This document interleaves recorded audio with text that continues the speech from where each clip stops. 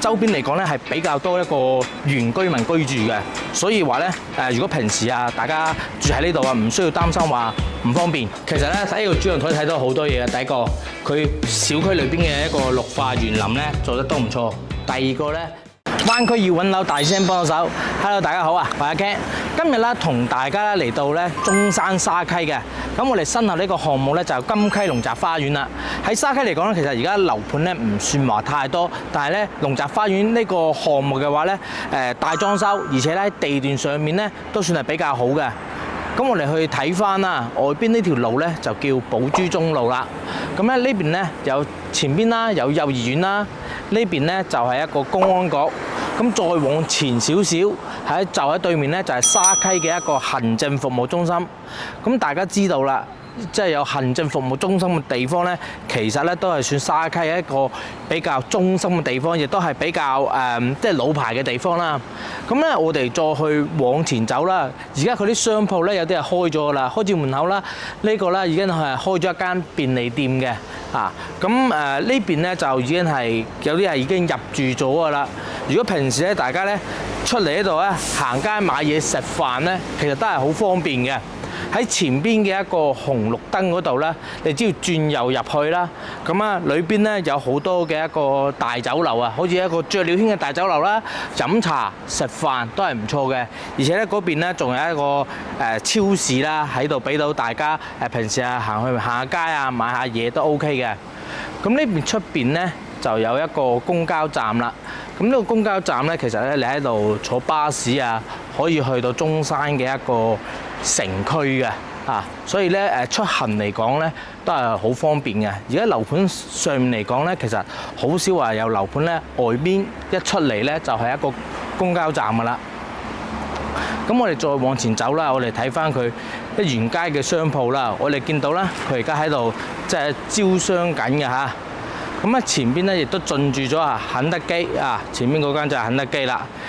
咁呢度咧其實咧周邊嚟講咧係比較多一個原居民居住嘅，所以話咧如果平時啊大家住喺呢度啊，唔需要擔心話唔方便。而且沙溪呢邊咧講粵語嘅朋友咧亦都係比較多嘅唔係話下下都係講一個普通話，所以咧大家香港朋友如果買喺呢邊咧，相對嚟講咧會比較放心一啲。而且咧呢邊咧有幾間銀行嘅，好似喺前邊啦，前面咧就已經係呢邊咧就有間銀行啦。如果你平時話嚟開水電煤啊、開卡啊，可以去呢間農商銀行又得，又或者再往前手咧就有一個中國銀行。你需要咧自己過去直接開卡就 OK 嘅啦。咁我哋去往翻呢邊，往翻呢邊走咧，佢亦都係有啲舊嘅樓盤喺度嘅。嗰啲樓盤咧全部都係已經有20年嘅一個樓齡嘅啦。咁啊呢啲咧就係一個舊式社區樓梯樓嚟嘅，但係咧呢啲樓梯樓咧佢入住率咧係非常之高嘅喎。咁再往前行啊，咁我哋見到啦呢邊咧仲慢慢咧就開咗一啲鋪位呢啲咧就好似燒烤食飯嘅地方啊，同埋咧喺美宜街呢啲便利店。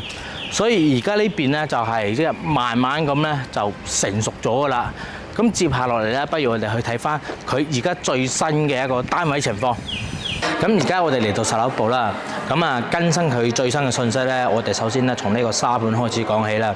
咁咧而家佢而家最優惠係有毛坯單位嘅，毛坯單位咧係位於呢個一棟嘅一個即係一啲低樓層。咁咧佢呢邊嘅話咧就毛坯交付咧，成交價咧係6600蚊左右嘅。咁如果大家想話我要揾啲大裝修嘅一個特價比較優惠單位咧，佢存在喺呢個2棟、4棟。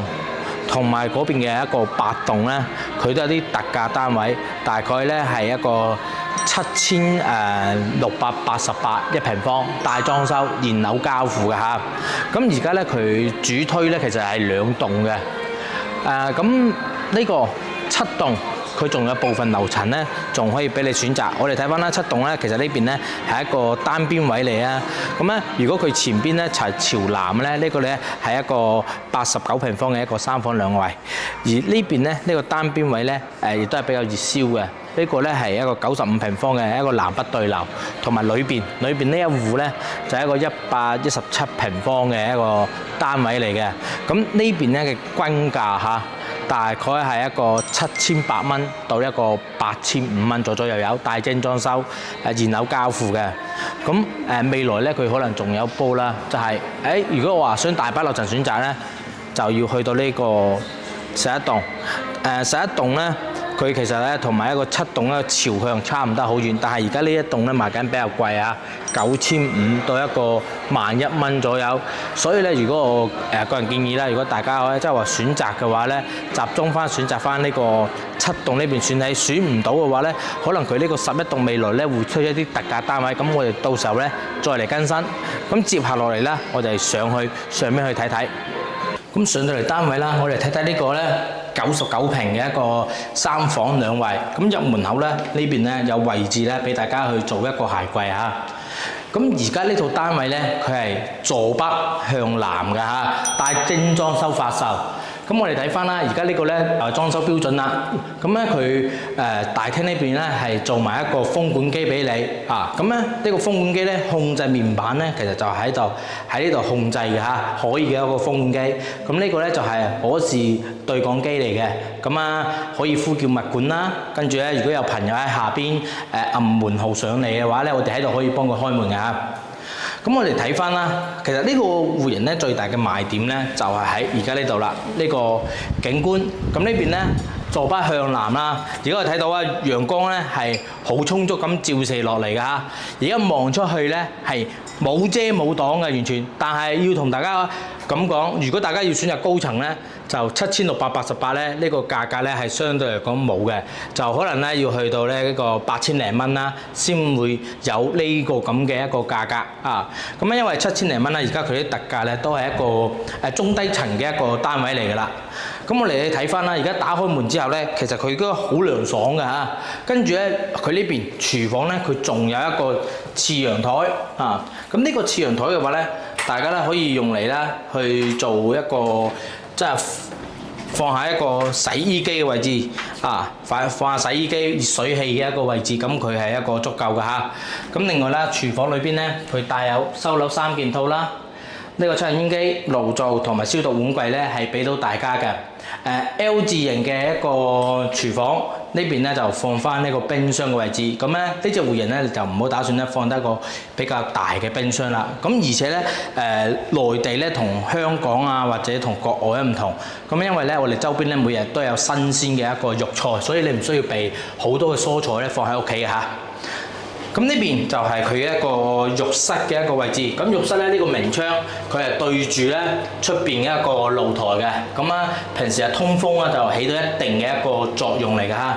咁佢交樓標準俾你咧，佢真係包埋呢個鏡櫃啊。而家你見到嘅所有嘢，佢都係有㗎嚇。咁我哋睇翻啦，呢邊啊，呢邊咧。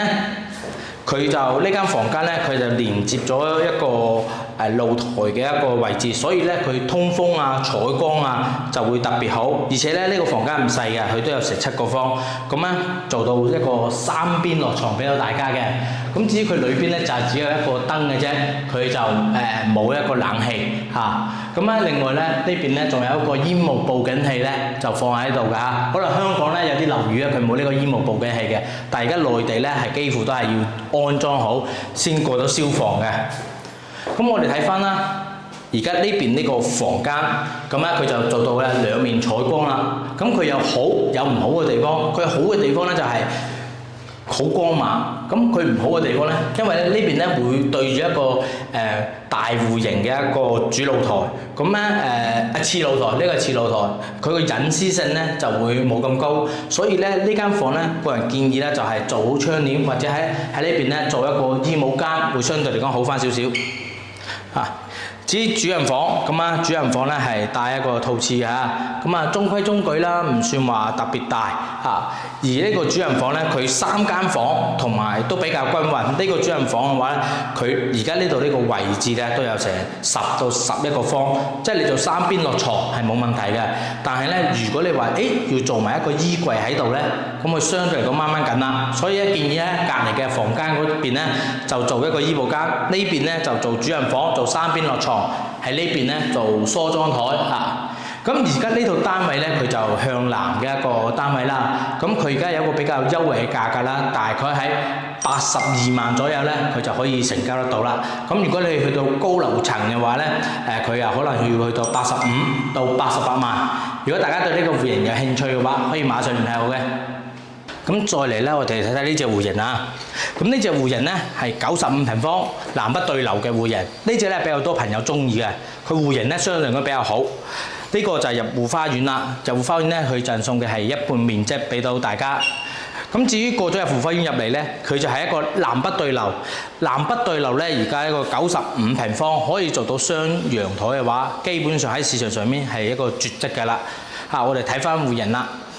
咁呢邊係一個廚房啦 ，L 字型嘅廚房。咁廚房3件套咧，收樓嗰日咧就要俾晒大家啦。呢個就係佢嘅一個裝修標準。而呢邊咧就可以放一個稍微大少少嘅雪櫃，但係大家要注意一下嚇，佢嗰個主電箱咧就放咗喺呢一個位置，所以咧如果大家去做雪櫃嘅時候咧，我個人更加建議啦，就將個雪櫃唔好擺喺呢邊啦，就擺喺出邊，喺出邊咧呢度呢啲位置咧。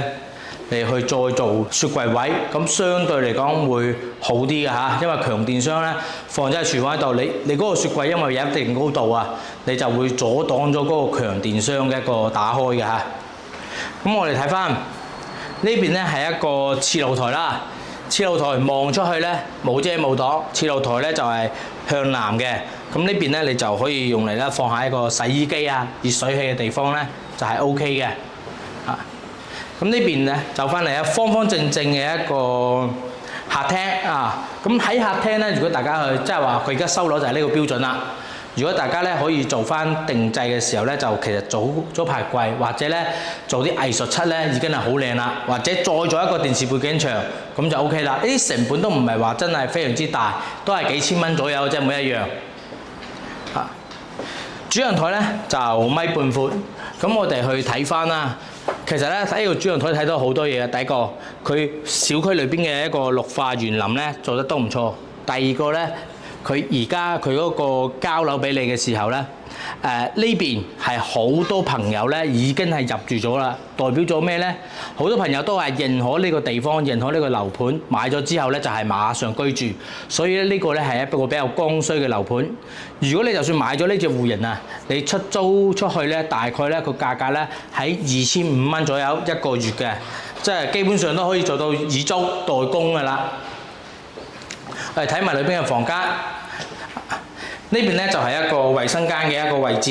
咁衞生間嘅話咧，佢呢度有一個飄窗係贈送俾大家，所以咧佢而家嘅衞生間咧係比較闊嘅，加埋呢個飄窗位置。如果佢冇飄窗咧，就會相對嚟講會窄翻啲啦。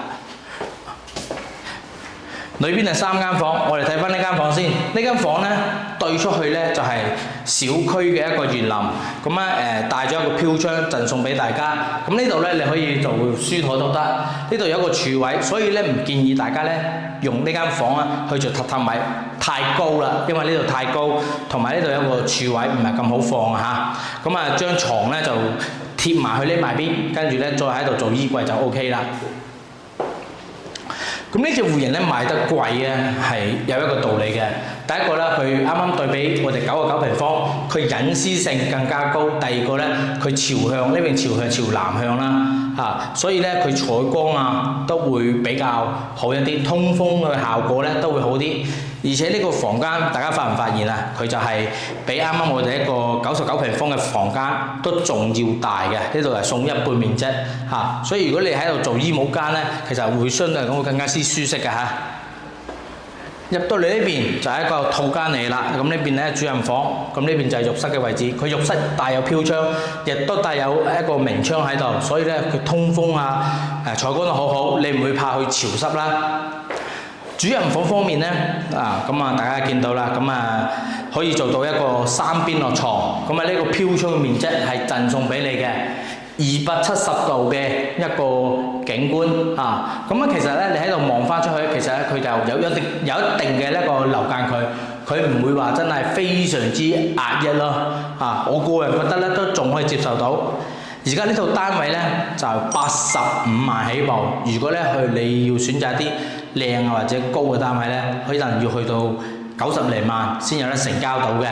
如果大家有興趣嘅，可以馬上聯繫我嘅。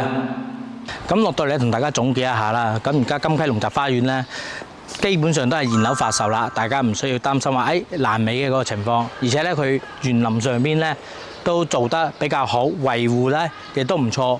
再睇翻啦，佢而家就係位於一個沙溪嘅一個中心。